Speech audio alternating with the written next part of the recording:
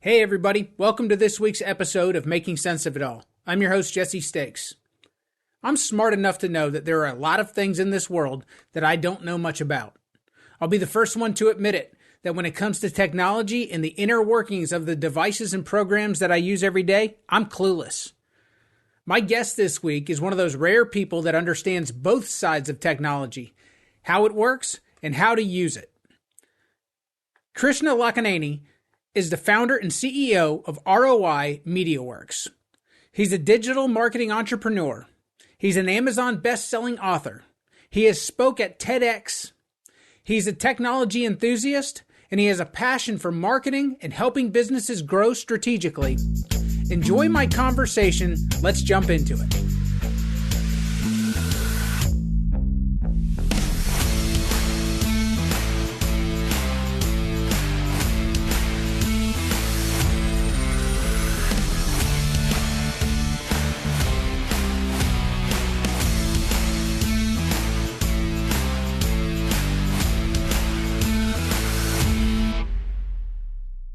Thank you for having me, Jesse.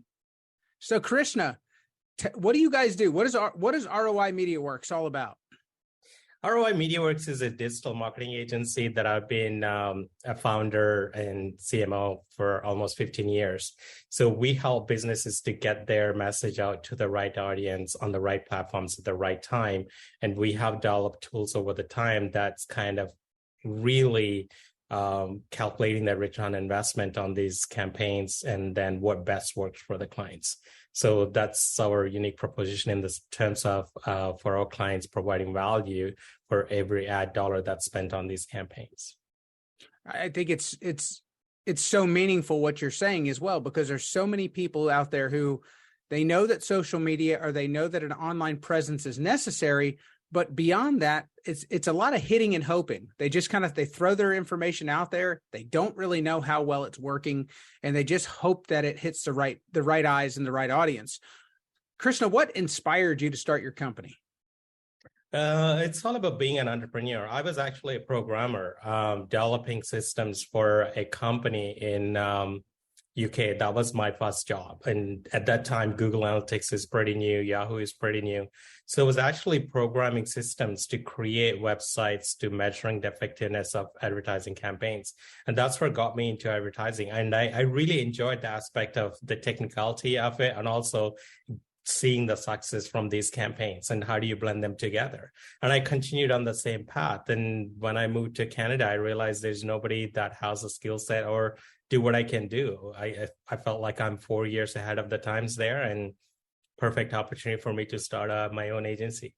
Follow-up question to that. What made you move to Canada? Mostly family. Okay. Like I was really enjoying my job, but it became like a corporate job, right? But I always had an intention to be my own CEO, either, at a high level position where you're more delegating than you're actually doing the work. And sometimes you had to work 10, 15 years and have multiple degrees to get that status, or you can be your own CEO and get all these training to do exactly the same thing. So I chose that other option, and that's where the switch to Canada happened. I was mostly looking for family time. Like, Okay. I missed my dad when I was growing up, so I definitely wanted to have more time with my son.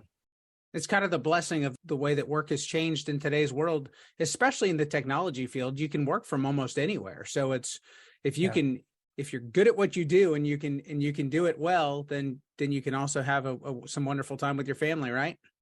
Yeah, it's just the connectivity, right? It's not like you had to be at the desk anymore.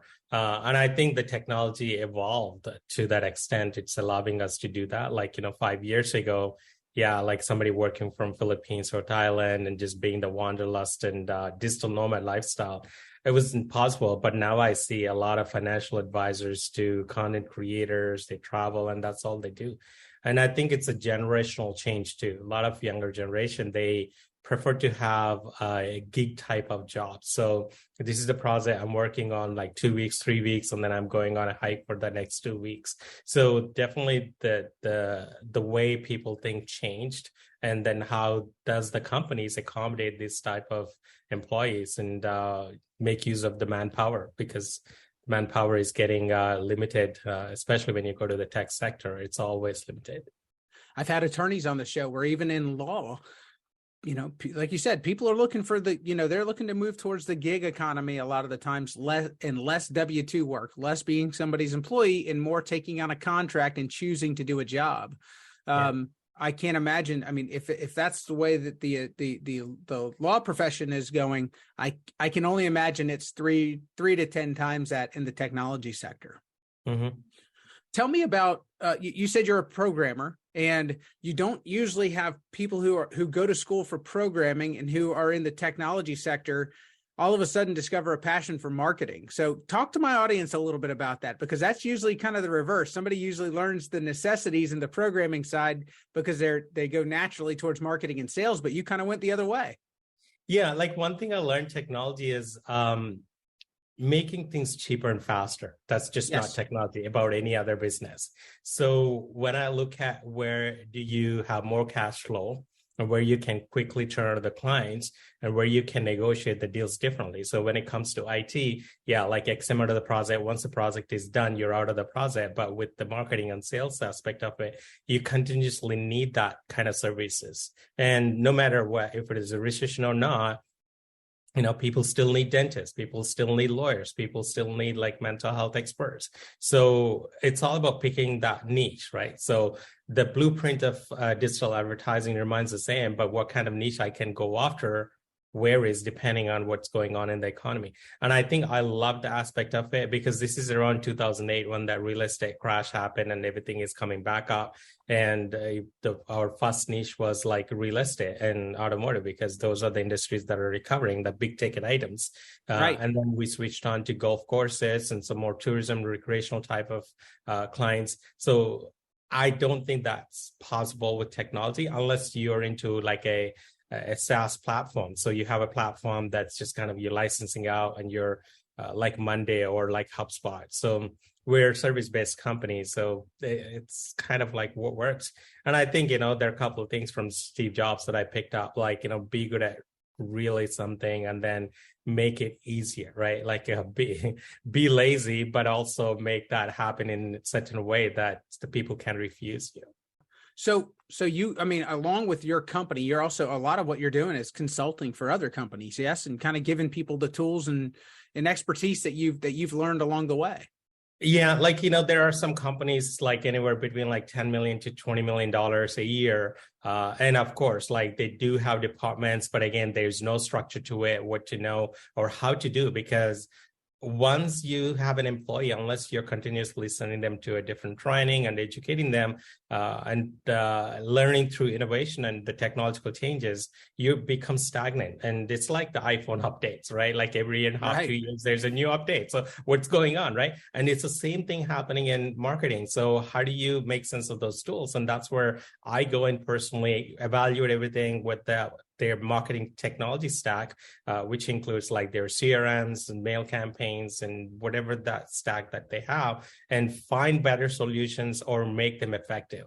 So what I've really enjoyed that part of it is a lot of times you can get like really good traffic and really good brand awareness, but your conversions are sucking on the website, like 0.3% conversions, like flipping that to 1%, which is industry average. That's like 300% growth in the company without doing much, but just by learning and knowing how to use the new tools.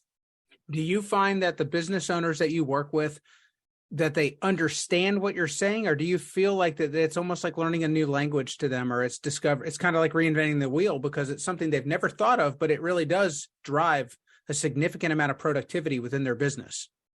It's always the uphill, right? Like, for many business owners, they think what they get. Like, for example, I was talking to a client, hey, we're paying $2,000 a month for social media, but I'm not getting a results. I said, okay, let's evaluate it. They're getting like 3 Instagram posts and 1 video and whatnot. And I'm like, so you're putting the content out there. Who is actually checking this content out to really help you to get that validation and the awareness about your brand? And, that's where the strategy comes in. And most of the businesses, they hear about like LinkedIn or Instagram or Facebook, and they just start doing it, but not taking a step back and say, let's build a marketing strategy and let's build our marketing technology stack and the resources and the team, and then get into implementing it. So rather than you're doing one step here, one step there, you're taking the baby steps to get you into a steady spot in a year or two. And that's always fair. The education that I start with some clients. And there are some clients, hey, my marketing website is not ready in 2 months. And I'm like, I don't know about your audience. I don't know your workflows, and you're expecting me just to build a site, and that's not how we work. Of course, we lose that client, but again, there is a methodology, there is a science behind everything, and we stick to the data and the science. Well, and the reason why I ask is, in my experience, no matter what the subject matter is, confused minds say no. So I think one of the biggest challenges that you have, because your subject matter is so technical, there are so many people that are really good at whatever their chosen profession is, but they don't understand how to incorporate technology into the marketing and sales side of it. They still think in the traditional way of, somebody who's a salesperson goes out, sells a job, brings back that job, and they make a certain spread on that job. So it's a paradigm shift for a lot of folks, especially in older generations, to change their thinking and learn from you.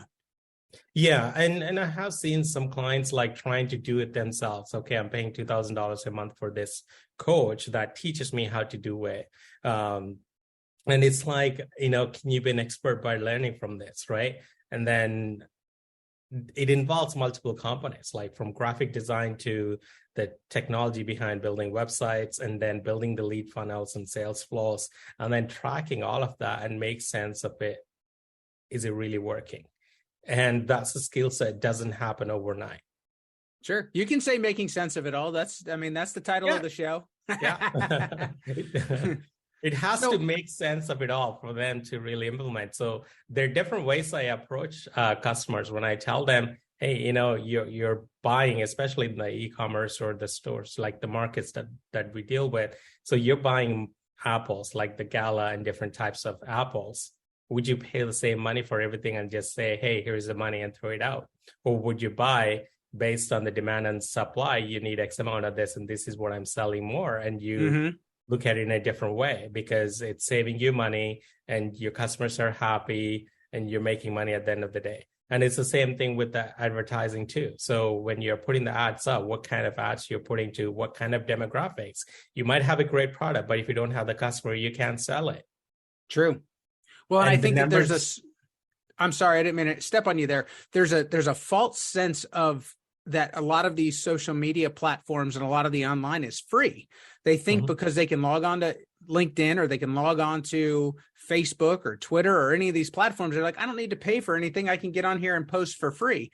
But they're really, what are they getting out of that? There's nothing strategic about it, and there's nothing intentional about it. It's just, again, it's that kind of hit and hope mentality. Yeah, it's like, if you don't know what you're doing and don't have a strategy, I believe like 70 to 80% of the money is just going in the drain. And look, like using some of the AI, some companies actually research, like with Google Ads or social media ads, 40% of the ad spend is basically not helping the businesses. But there are tools there that you can really use it and say, hey, I'm getting a lot of fraudulent clicks from here, or, people just responding differently to this ad, but these are all like not in my target audience. But these tools are not cheap. So what kind of budgets you want to have and how do you want to implement it is the key. I honestly, I put myself in the side of the audience that a lot of this it's an unknown for me. It's an unknown for my business. And so, like I said, I think confused minds say no. And I think that the greatest challenge is getting your audience educated. And you've found success. You have success every single day. So I think you do an excellent job of it. Do you find that your target audience or that your customer, do you feel like you're searching for those folks that need to be educated, or do you feel like people are now starting to seek you out? They know the value that you provide and they want your services. You're not trying to necessarily sell yourself to them. They're coming to you and asking. Do you feel that? Have you seen that shift here in the last 5 to 10 years? We have always been inbound life for the last 14 years. So like our landing pages to our advertising, we want people to ready to work with us, to get in touch with us. Yes. And it's as simple as they have the budgets, they know and understand what we do, and we can really do a good job. Occasionally, we do come across clients, okay, can you build this website for like $5,000? And when we look at it, yeah, it's a $15K job, but make it clear to that client, yes, that's what you have, but with what you're trying to look at the results, it's impossible to get that task. Maybe you can find some outsourcing company to do that, but you don't have complete strategy in terms of how you want to manage these projects moving forward. So definitely there's a lot of education, and I've been doing a lot of workshops to educate them, and we do get a lot of referrals, right? Like, I don't need a lot of business, like with the resources and team that I have, out of 8-9 leads that we organically get through our website, we just close like 80% of it most of the time. That's impressive. Yeah, so it has to make sense with the limited time available for myself, for my team, not wasting and prospecting. I mean, for some companies, the cold calls and cold emails still work, but it takes a lot of time to acquire a client. No doubt, no doubt. So with that being said, who is your target client? We work with a lot of dentists and lawyers and medical spas that specialized in cool sculpting, morphosite, the kind of body shaping technology companies. We work with tourism companies, even though it's kind of less after COVID. But if there is a tour company that wants to explore and get more clients, we have actually worked with some financial advisors that are like, 100K plus acquisitions, basically. So we look at, working in the industry for 14 years, we have data in every industry, but knowing how the industry works and what we can make a difference is what we really get into. And being a boutique agency, that allowed me to learn a lot about other industries as well. And, through my mentor, Jay Abraham, this is one thing I learned. A lot of people don't understand every industry. They're very good at one industry, they stick to it. But when you're preeminently looking at other industries and see what are the things that you can use and implement, some of those tactics and strategies in your business is really what changes your business into the next level. No doubt. I think you're 100% correct. When you can learn from what other industries are doing very well, and you're not just pigeonholing yourself into whatever you've done and what your industry has always done, you're right. That differentiates you. That allows you to be, I think that's what intelligent people or people that are innovative do. It's not necessarily always about reinventing the wheel. It's about figuring out what other wheels that people use around other industries and bringing them to what you do. I think that's very well said. So what do you see in the future as far as over the next, short time horizon, as far as the next 5 years? I mean, the last few years have really changed a lot of the way people utilize technology just because of COVID and because of, a more rapid adoption of technology. But where do you see things going in the next 5?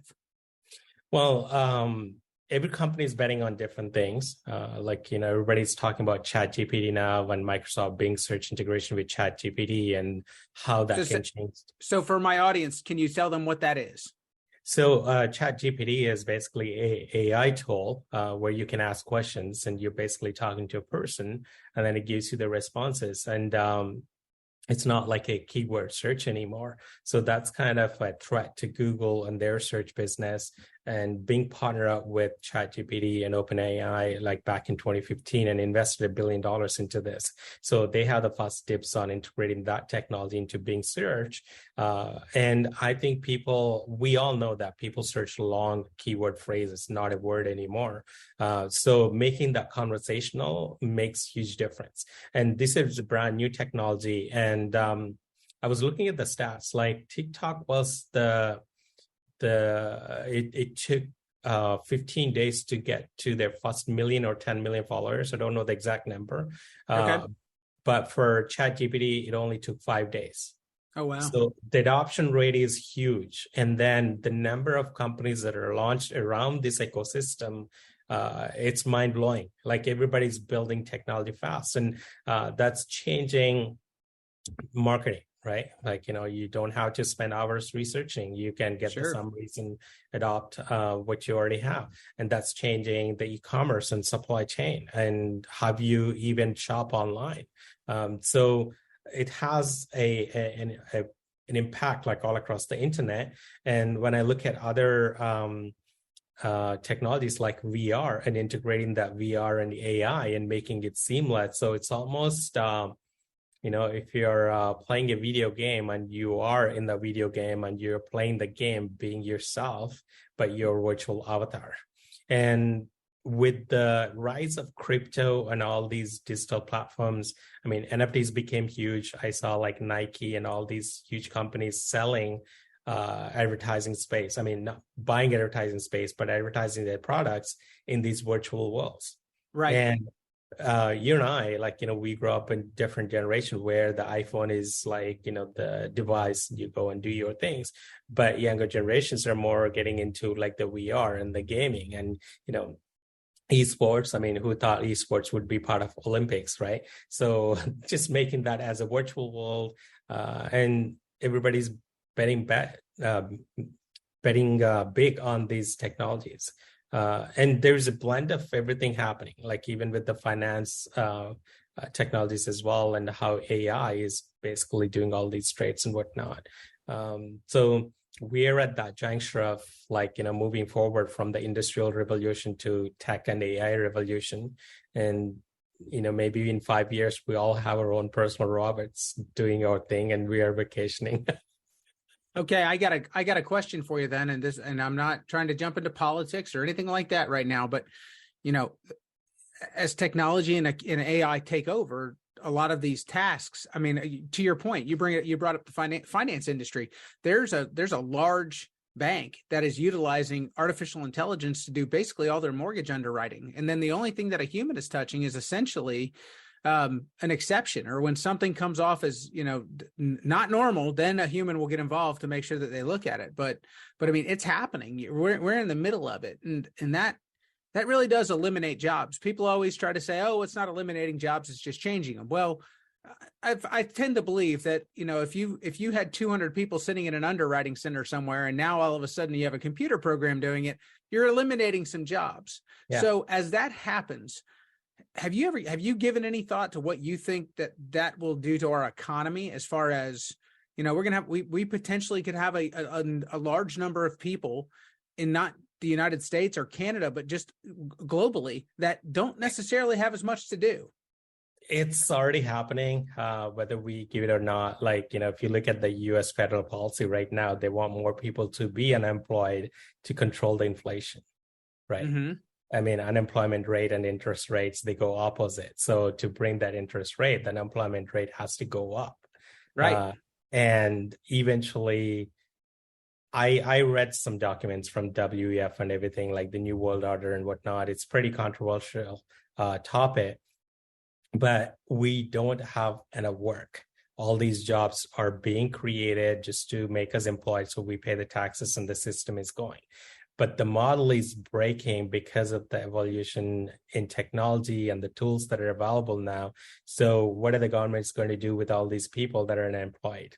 Basically, they come up with a $2,000 a month basic income. I mean, if you look at the 2030 UN policy or WEF, they're talking about people not owning anything anymore, and you basically leasing everything, like your car to your house to everything, basically.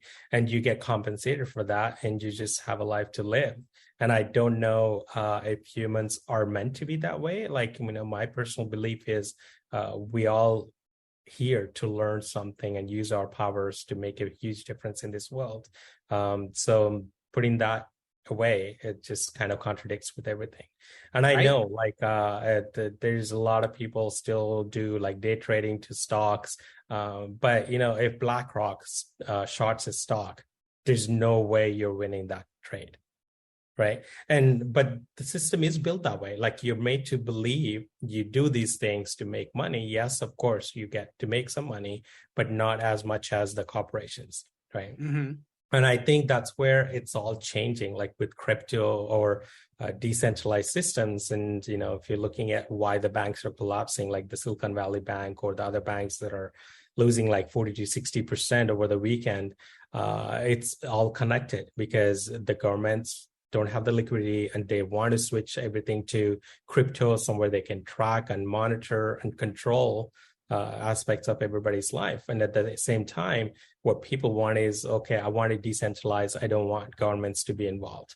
So it's kind of like the conflict. And I think from what I have seen with the people, I think I read it in Ray Dalio's book, the people that used to be on the middle ground, they're nobody on the middle ground anymore. They Right. have seen enough. Now they decided, okay, I'm going to the group A or B, and we conflict. And I think we might see this play out in 2024 elections as well, and say there's no clear winner, and the whoever loses, they probably come back and say, no, I don't agree with that, right? So I think maybe this is once in a 200-year thing happening in our lifetime. So it's really giving us the opportunity to learn and see what's happening and how we can better ourselves for future generations. I can't agree with you more, and I think that it's a very complicated problem, and we've all the positives of progressing with technology. I mean, nothing comes without a consequence. If you flip a coin, there's one side that lands up and one side that lands down. And I think that that's it. It's with anything in life. I think that happens. I think that happens even if it's, I mean, if you choose to farm, you're pulling nutrients out of the soil by farming that soil. So if you don't go back in and if you don't cultivate that soil, then you can't use it again. So I just think it happens with everything.